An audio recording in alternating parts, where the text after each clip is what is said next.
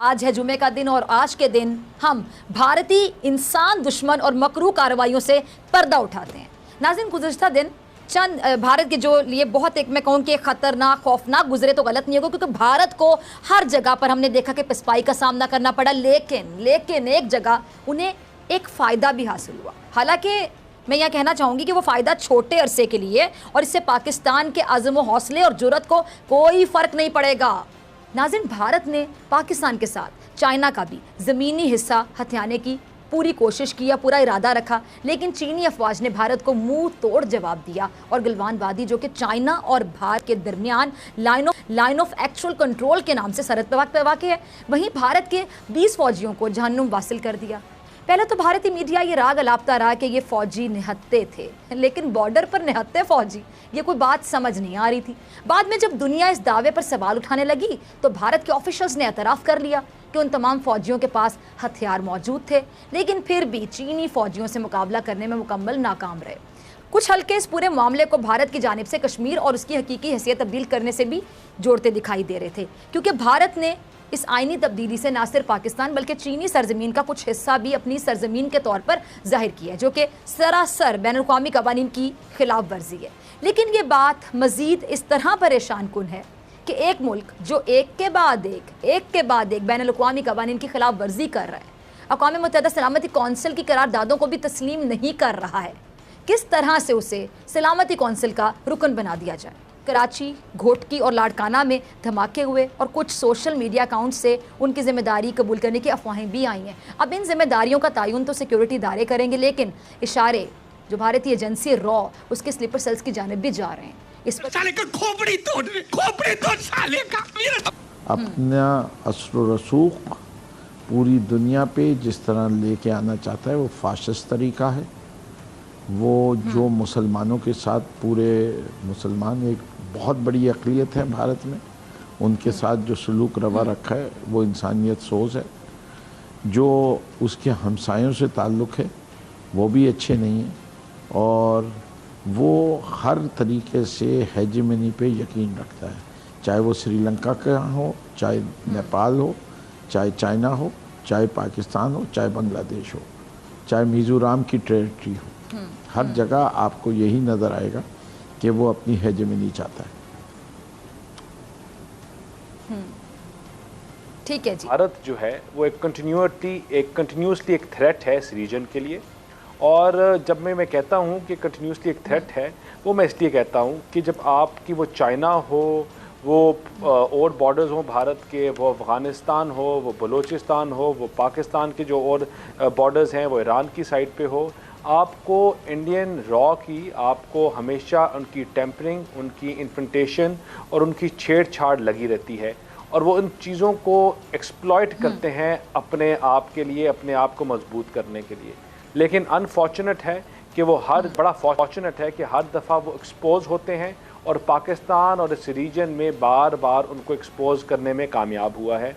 जहाँ तक इस चाइना की इशू की बात है, देखिए भारत अपने आप को बहुत अरसे से चाइना का एक बहुत बड़ा कंपेटिटर शो कर रहा है।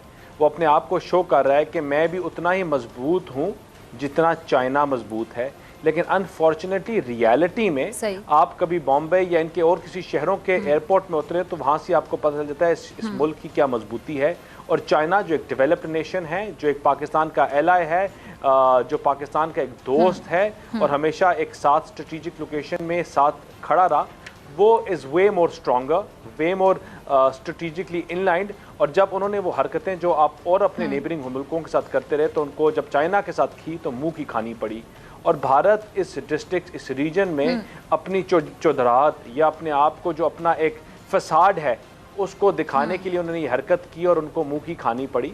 और आप आने वाले दिनों में और आने वाले टाइम पे आप देखेंगे कि उनकी ये चीज़ और जो उनकी मेलाफाइडी इंटेंट्स हैं वो और ज़्यादा एक्सपोज होंगी। और ख़ास तौर पे मोदी हुकूमत, देखें आपको जब आप इंडिया की बात करते हैं तो आप एक मेंटेलिटी की बात कर रहे हैं, अब वो है मोदी मेंटेलिटी, वो सप्रेसिज्म की, वो लोगों को दबाने की, वो कश्मीर हो या कोई और हो, कि जो उन्होंने हाल कर दिया इंडियन ऑक्यूपाइड कश्मीर का, जो पाकिस्तान का हिस्सा था, जो पाकिस्तान का हिस्सा रहेगा, उसमें जो लोगों के साथ बर्बरियत, जो जुल्म, जो ज्यादती वो आपको दुनिया में सही, उसकी एग्जाम्पल सही। नहीं मिलती। और ये वो इसलिए क्योंकि ये ठीक है जी, दानियल आपका पॉइंट आ गया। मैं आपको दोबारा मौका दूंगी। जनरल अमजद शोएब हमें ज्वाइन कर चुके। जनरल साहब बहुत शुक्रिया ज्वाइन करने के लिए। जनरल साहब आपकी तरफ अब मैं आ रही हूँ। जनरल साहब भारत के इस मामले में हम देखते हैं कि अक़वाम मुत्तहिदा क्यों एक्शन नहीं ले रहा, बल्कि उल्टा एक्शन लेना क्या कि एक काबिज मुल्क जिसने कश्मीर के हवाले से तमाम करारदादों को हवा में उड़ा दिया, कोई अमल नहीं किया, उसका अवाम पर जुल्म और जबर भी जारी है, दुनिया देख रही है, उल्टा भारत को सलामती कौंसिल का रुकन बना देना। मुझे तो चीज़ समझ ही नहीं आ रही, ज़रा समझाइए जनरल साहब, क्या हुआ है? बिस्मिल्लाहिर्रहमानिर्रहीम। देखिए, भारत अकेला कैंडिडेट था, उसके मुकाबले पे तो कोई खड़ा था नहीं वहाँ पे, जिसकी वजह से कोई मुकाबला होता और फिर उसमें ये फैसला किया जाता कि इन दोनों में कौन बेहतर है और उसको वहाँ पे मेंबरशिप दी जाए। तो एक तो ये अलमिया था कि भारत का इलेक्शन तकरीबन आप कह लीजिए कि तयशुदा बात। दूसरी ये है कि मसाइल हमारे खित्ते के ममालिक के हैं, तकरीबन सारे मुल्कों के मसाइल हैं भारत के साथ, और भारत एक एक्सपेंशनिस्ट पावर है। एक वो मुल्क है जिसने कि अक़वाम मुत्तहिदा की करारदादें जो हैं उनको पामाल किया है, और उसके साथ साथ ये देखिए कि हर किसी की, यानी जितने भी हमसाया ममालिक हैं, सबकी ज़मीनों पे, सबके इलाकों पे उसकी नज़र है, और हर जगह वो कहीं ना कहीं पाँव फैलाने की कोशिश कर रहा है।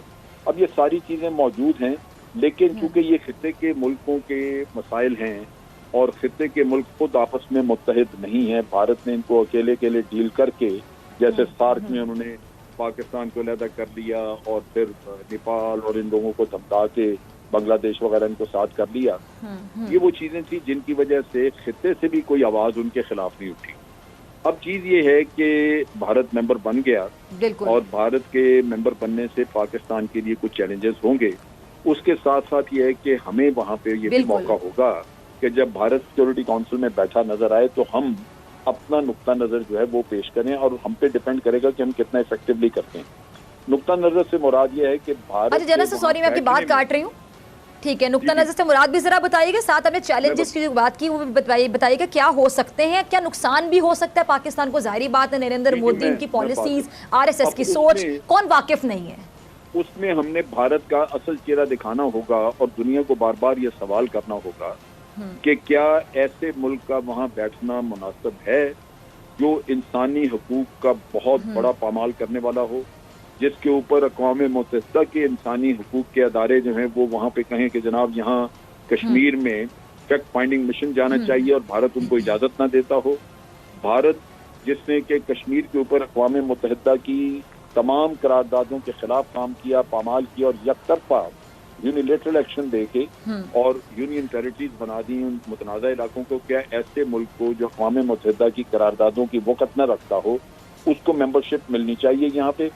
और फिर वो ऐसा मुल्क जो अपने हमसाया मुल्कों के साथ तहजीब याफ्ता रवैया न रख सकता हो, धौंस और धमकी उन पे जमाता हो और उसके साथ साथ उनके इलाकों पे नजर रखता हो, क्या ऐसे मुल्क को जगह दी जा सकती है, क्या उससे तवक्को की जा सकती है कि वो इंसाफ का साथ देगा।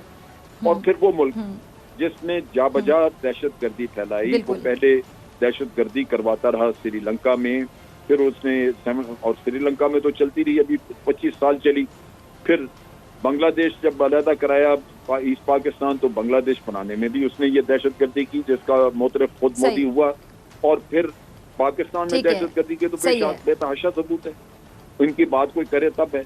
तो इन हालात में आपके पास एक मौका होगा कि इसको रोजाना की बुनियाद पे वहाँ पे शर्मसार किया जाए और दुनिया की आंखें खोली जाएं। अब चीज ये है नुकसान हमें क्या हो सकता है जी। भारत ने जब ये सीट संभालनी थी जो कि 1 जनवरी 2021 से होगी, इनके फॉरेन मिनिस्टर ने अभी इलेक्शन से कुछ पहले अपनी लॉबिंग करते हुए उन्होंने कहा जी कि हमारी 5 तरजीहात होंगी जब हम अक़वाम मुत्तहिदा में बैठे, और उसमें सबसे पहली तरजीहात जो उन्होंने जिक्र की, बाकी तो ऐसे लफाजी, लेकिन जो इम्पोर्टेंट चीज पाकिस्तान के नुक्ता निगाह से, वो सबसे पहली चीज उन्होंने जो बात की, उन्होंने कहा जी टेररिज्म जो है वो हमारी सबसे पहली तरजीह हो। अब टेररिज्म की बात जो वो करते हैं तो उसमें वो टेररिज्म को खत्म करना या अपना जो टेररिज्म करा रहे हैं उसकी बात तो वो लाजमन नहीं करेंगे, वो सिर्फ एक ही नुक्ता उनका सारा एजेंडा एक नुक्ते का होता है, और वो ये कि पाकिस्तान हमारे घर में टेररिज्म करवाता है। और ये वो राग उन्होंने इतना अलापा कि टेररिज्म के वहाँ वाकयात नहीं भी होते, लेकिन हालांकि ये राज उलट है हमको जनरल पता साहब, जा- वो टेररिज्म करवाते हैं हमारे यहाँ। अब हमको- इसी से मैं एक सवाल हमको- निकालूंगी हमें तो- नकवी साहब आपके हमें लिए, तो ठीक है हमारे जनरल साहब, यहाँ आपका जो पॉइंट आ terrorism गया। होता है, बिल्कुल मैं जरा जी। डॉक्टर साहब मैं एक सेकंड जरा मुझे ये वजाहत करने जी जी दीजिए। कंप्लीट कीजिए। जी जी अच्छा, अब बात ये है जी जनरल साहब। कि वो उनके मुल्क में कोई अगर दौरे पे आ जाए, कोई बाहर की शख्सियत आ जाए, जो जॉइंट कम्युनिटी इशू होता है उसमें लाजमन ये शामिल होता है पहला पॉइंट के हमसाया मुल्कों की तरफ से जो भारत में दहशतगर्दी कराई जा रही है, हम उसके खिलाफ हैं, वो बंद की जाए। जी जब भारत से कोई जाता है कहीं ठीक बाहर, है। खुद मोदी जाए, तो वहां से जो कम्युनिकेशन इशू होता है उसमें लाजमन ये होता है कि जनाब जब भी हमसाया ममालिक जो हैं उनको एहतियात करनी चाहिए, यहाँ खित्ते में दहशतगर्दी नहीं करानी चाहिए। यानी वो पाकिस्तान को कोई लम्हा, कोई जगह, कोई मौका नहीं होता जहाँ बख्शे ना। और खुद उन्होंने अपने ठीक, मासस में, ठीक। उन्होंने अपने लोगों में, लीडर्स में, खा वो अपोजिशन का हो, खा वो, उसमें ये चीज इतनी उनके जहनों में इंस्टिल कर दी है, डाल दी है कि वो हर बात पे कहते हैं कि जी पाकिस्तान तो दहशतगर्दी कराता है, तो दहशतगर्दी है कहाँ, लेकिन पाकिस्तान कराता है। अब चीज ये है कि सही, हमें दहशतगर्दी सही, से ठीक है 70,000 लोग हमने मारे, हमारे लीडर तो कभी बोले ही नहीं। हमारी पिछली हुकूमत में जो लीडर थे उन्होंने तो बल्कि यहाँ तक कहा कि क्या हमें बॉम्बे में भेजने चाहिए थे लोग जो जाके ये वहाँ पे इतने 160 लोगों को मार दें।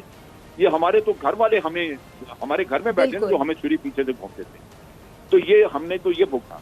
और फिर बड़ी गहरी उसके बात, बिल्कुल साथ सही। यहाँ तैयब उर्दगान तक ठीक है आए जो जी। हमारे इतने करीबी दोस्त हैं, हम तो उनसे भी जॉइंट कम्युनिकेट ना करवा सके, जैसे कि जिसमें कहा जाता है कि जनाब कल बोशन यहाँ पे आया हुआ है, भारत बिल्कुल के ऐसे। सबूत है, भारत को यहाँ दहशतगर्दी नहीं करानी चाहिए। हमारा इसमें ठीक, सबसे ठीक बड़ा है। फेलियर अच्छा, नकवी हमारा साहब, अपना है। ठीक है इसमें जनरल एक और साहब। मैं मिसाल जी दूंगा जी, डॉक्टर साहब, एक हमारा सेकंड अपना मेरी फेल है, बात बिल्कुल मुकम्मल सही कह हो रहे जाने हैं दीजिए, फिर आप सबको जनरल मौका दें। साहब। जी जनरल साहब। आप जी जी देखिए जब पुलवामा का वाकया हुआ, जी जी तो पुलवामा के वाकये के ऊपर इधर पुलवामा का वाकया होता है, घंटे के बाद भारत इल्जाम लगाता है कि पाकिस्तान ने ये काम कराया। शाम तक जी अमेरिका से बयान आ जाता है कि India retains the right to retaliate.